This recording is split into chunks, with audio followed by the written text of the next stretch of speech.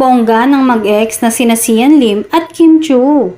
Pareho kasi silang sasabak sa presscon.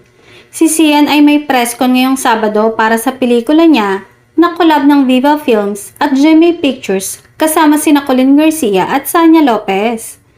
Si Kim Chu naman may presscon sa Linggo para naman sa kanyang Brilliant Hello Mellow launch. Ang tanong nga ng mga imbitado sa dalawang events na yon ay kung may ibubuking bang mag-ex tungkol sa kanilang hiwalayan. Baka naman daw mananatiling deadma na sina Sian at Kim tungkol sa dating relasyon nila. Iiwasan na lang ba ni Sian at Kim ang mga tanong tungkol sa naging relasyon nila? Anyway, nauwi man sa hiwalayan ng relasyon nila. Mukhang pareho na rin nakarecover sina Sian at Kim. Si Sian ay obvious naman na ang relasyon sa producer na si Iris Lee. At si Kim? Naku, marami talaga ang gustong maniwala na may something sila ni Paula Avellino.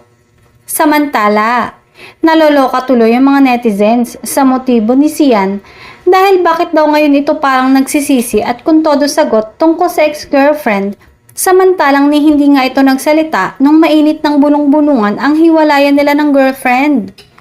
Feeling tuloy ng iba, ginagamit lang ni Sian si Kim para sa bagong proyekto nito.